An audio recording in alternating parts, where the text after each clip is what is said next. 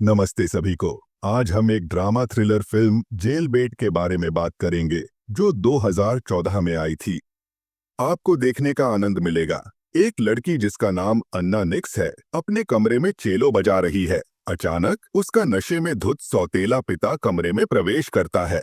वह उसे गाल पर जोर से थप्पड़ मारता है और उसे छूने लगता है। वह अपनी टांगों से उसे धक्का देती है और वह बिस्तर की मेज से टकराकर एक फूलदान तोड़ देता है और उसके टुकड़े आदमी की गर्दन में फंस जाते हैं। आदमी तुरंत मर जाता है। लड़की को पुलिस द्वारा गिरफ्तार किया जाता है। अदालत में वह दावा करती है कि यह आत्मरक्षा थी। हालांकि उसकी मां चिल्लाती है कि आदमी कभी भी उसकी बेटी को नुकसान नहीं पहुंचाता। अदालत फैसले की घोषणा करती है और लड़की को 4 साल की सख्त शासन वाली किशोर कॉलोनी में सजा सुनाती है। अन्ना और अन्य अपराधियों को जेल में लाया जाता है। पुलिस उनसे बात करती है और उन्हें नारंगी रंग के कपड़े देती है। जेल के मुख्य अधिकारी का नाम फ्रैंक है। वह कैदियों का स्वागत करता है और उन्हें बताता है कि उन्हें बिना सवाल किए गार्ड्स के आदेशों का पालन करना होगा। अन्ना को एक और कैदी जिनी के साथ एक कोठरी में रखा जाता है। लड़की को पढ़ने का शौक है और उसे लोगों से बात करना पसंद नहीं है। वह कहती है कि वह यहाँ 5 साल और 6 महीने से है। सुबह जिनी अन्ना को सोते हुए देखती है और धीरे से अपनी हाथ से खुद को सहलाती है। अगले दिन कोड़ी अन्ना से मिलने के लिए उसके पास आती है। वह लड़की से उसके जीवन के बारे में बुरा तरीके से सवाल करती है जो जेल जाने से पहले का था। कोड़ी लड़की को डराती है और कहती है कि बाकी सभी कैदी असली राक्षस हैं। कोड़ी के अनुसार निक्स जैसे लोग यहाँ ज्यादा देर नहीं रहते। डाइनिंग रूम में कोड़ी फिर से अन्ना के पास आती है और उसे सुरक्षा देने का प्रस्ताव करती है क्योंकि कई लोग पहले से ही उसे देख रहे हैं।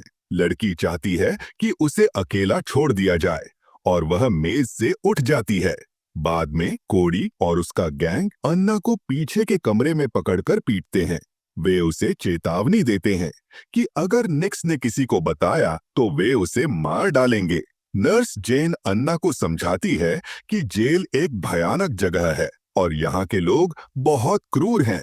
जेन उसे सलाह देती है कि अगर उसे कोई गंभीर समस्या हो तो वह जेल अधीक्षक से संपर्क करे। लड़की जेल अधीक्षक के पास जाती है और उससे मदद मांगती है। फ्रैंक जवाब देता है कि हिंसा से बचने का एकमात्र तरीका एकांत कारावास है, लेकिन यह संभावना कम है कि लड़की इसे सहन कर पाएगी। लेकिन एक और तरीका है। फ्रैंक उसे सुरक्षा देने का प्रस्ताव करता है, बदले में लड़की के साथ शारीरिक संबंध बनाने का। निक्स इस प्रस्ताव को अस्वीकार कर देती है और फिर वह आदमी उसे वापस उसकी जेल की कोठरी में भेजने का आदेश देता है। वह जेल की कोठरी में जाती है और रोती है। जिनी अपने पड़ोसी को शांत करती है और बताती है कि उसने भी वही सब कुछ सहा है।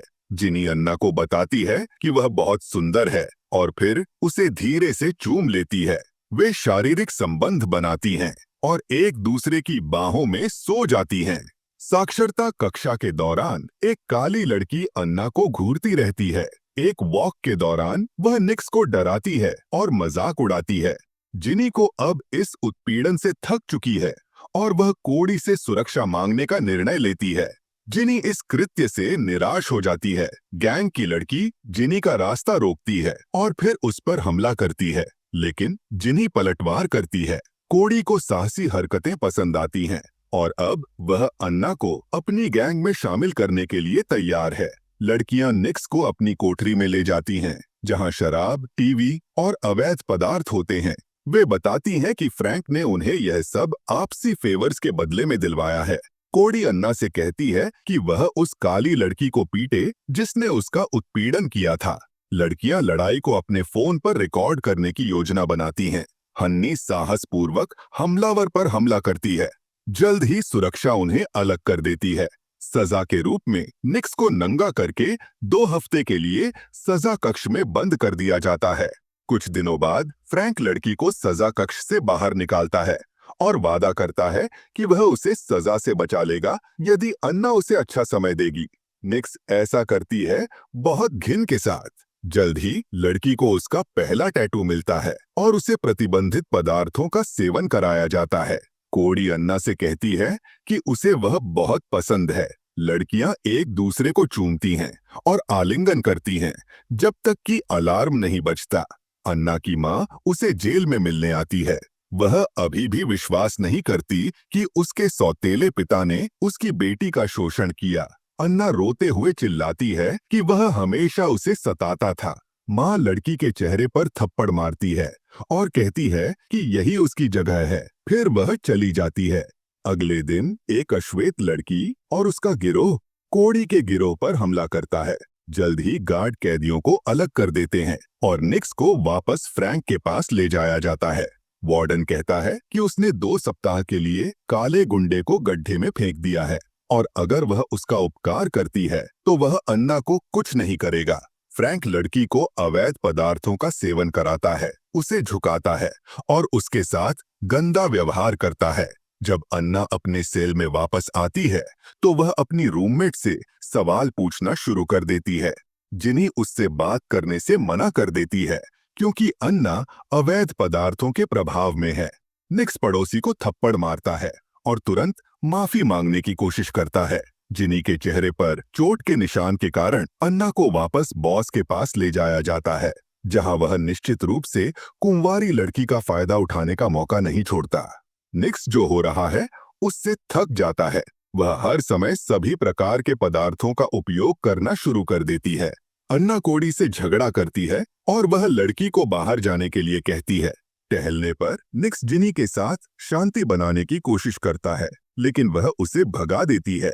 अन्ना लड़कियों को अवैध पदार्थ लेते हुए देखती है। वह उन्हें कुछ बिल देती है और उनके साथ शामिल हो जाती है। कोड़ी यह देखता है और लड़की को शांत होने के लिए कहता है, लेकिन अन्ना जवाब में केवल असभ्य है। कोड़ी चिल्लाता है कि निक्स अब उनके संरक्षण में नहीं है और चला जाता है। अगले दिन बाथरूम में अश्वेत व्यक्ति और उसके गिरोह ने निक्स को पीटा। लड़की शक्तिशाली अवैध दवाओं की लत में तेजी से बढ़ती जा रही है। वह गंभीर मतिभ्रम देखती है और अपनी जान लेने के बारे में सोचती है। जिनी अपने पड़ोसी को शांत करने की कोशिश करती है, लेकिन अन्ना उसकी बात नहीं सुनती। दवाओं के प्रभाव में निक्स फिर से काली लड़की पर झपटता है, जिससे एक बड़ी लड़ाई भड़क जाती है। इस वजह से अन्ना को फिर से सजा सेल में भेज दिया जाता है। वहां कुछ दिन बिताने के बाद वह एक प्लास्टिक की खाने की ट्रे तोड़ती है और उसके एक टुकड़े से आत्महत्या करने की कोशिश करती है। वह चमत्कारिक रूप से बच जाती है। अन्ना एक मनोरोग अस्पताल में होश में आती है। वह पूरी तरह से हाथ और पैर से बंधी हुई है। जेन कैदी से होश में आने के लिए कहती है। निक्स मनोरोग अस्पताल में शराबियों और पागलों को देखकर भयभीत हो जाती है। वह अपनी माँ से मिलने के लिए कहती है। माँ आखिरकार स्वीकार करती है कि वह जानती थी कि उसका सौतेला पिता कितना भयानक व्यक्ति था। महिला अपनी बेटी से माफी मांगती है और कहती है कि उसे जेल में होना चाहिए, उसकी बेटी को नहीं। थोड़ी देर बाद फ्रैंक लड़की को वापस जेल की कोठरी में जाने देता है। दर्द सहते हुए वह अपने शरीर से टैटू हटाती है। लड़की आखिरकार जेनी के साथ सुलह कर लेती है और दोस्त फिर से प्यार करते हैं। कैफेटेरिया में कोड़ी और उसका गिरोह फिर से निक्स को धमका रहे हैं। एक काली लड़की उसके पास आती है और अन्ना को भी धमकाना शुरू कर देती है। लड़की की रक्षा करने वाला कोई और नहीं है। बॉस निक्स को अपने कार्यालय में बुलाता है और उसे एक सेलो देता है। वह आदमी चाहता है कि वह जेल के टैलेंट शो में परफॉर्म करे। गलियारे में कोड़ी अन्ना को पकड़ता है और रेजर से उसका चेहरा काट देता है।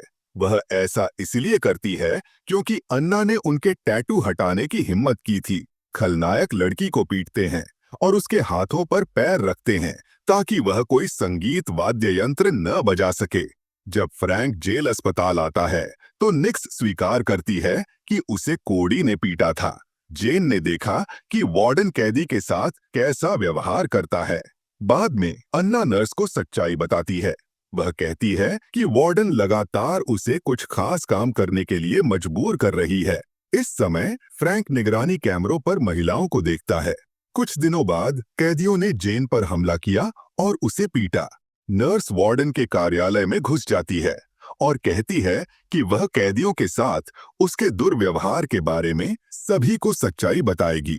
जैसे ही महिला कार्यालय से बाहर निकलती है, फ्रैंक लड़की से छुटकारा पाने का आदेश देता है। लॉकर रूम में जेन के पास एक कैदी लड़की आती है और एक नुकीली चीज से कई बार वार करती है। वार्डन अन्ना से झूठ बोलती है कि कोडी ने जेन को मार दिया है। निक्स एक टैलेंट शो में सेलो बजाती है और कैदियों को अपने संगीत से प्यार करने में भी कामयाब हो जाती है। प्रदर्शन के बाद फ्रैंक लड़की से कहता है कि उसकी पैरोल की सुनवाई अगले सप्ताह है। फिर वह आदमी अन्ना को फिर से जबरदस्ती ले जाता है। जिन्न अन्ना को समझाता है कि उसे वार्डन पर भरोसा नहीं करना चाहिए। वह उससे हर समय झूठ बोलता है। कोडी और उसका गिरोह गलियारे में अन्ना का मजाक उड़ाता है, लेकिन वे एक गार्ड से डर जाते हैं। इसके तुरंत बाद निक्स को जेल से रिहा होने के लिए सुनवाई के बारे में एक पत्र मिलता है। लड़की को पता चलता है कि फ्रैंक उसे धोखा दे सकता है और वह कोडी से मदद मांगती है। लड़की अपने बुरे बॉस से बदला लेने से पीछे नहीं हटती। कोडी अन्ना को एक फोन देता है और उसे अपने पति के साथ खुद का एक वीडियो रिकॉर्ड करने के लिए कहता है। जब निक्स कार्यालय आता है तो फ्रैंक उसे फिर से गंदी हरकतें करने का आदेश देता है ताकि वह सुनवाई में उसके लिए अच्छी बात कह सके। लड़की ने चुपके से पूरी प्रक्रिया को अपने फोन पर फिल्माया। अगले दिन उसके मामले की सुनवाई शुरू होती है। अन्ना जजों से कहती है कि उसे अपराध के लिए खेद है, लेकिन फ्रैंक अपने वादे से मुकर जाता है और दावा करता है कि निक्स लगातार परेशान करने वाला व्यक्ति है और उसे जेल में ही रखा जाना चाहिए। आयोग लड़की की पैरोल को अस्वीकार करने वाला है और फिर वह उन्हें फ्रैंक का एक वीडियो दिखाती है जिसमें वह कैदियों को अपने गंदे उद्देश्यों के लिए इस्तेमाल कर रहा है। वार्डन को उत्पीड़न के लिए तुरंत गिरफ्तार कर लिया जाता है। फ्रैंक को गलियारे में ले जाया जाता है, जहां गुस्साए कैदी उस पर उग्र रूप से हमला करते हैं। अगले दिन आयोग आखिरकार लड़की को जेल से जल्दी रिहा कर देता है। सड़क पर एक खुश माँ अपनी बेटी से मिलती है। कुछ समय बाद अन्ना निक्स एक बड़े संगीत समारोह में सेलो बजाती है और यहीं पर फिल्म खत्म होती है।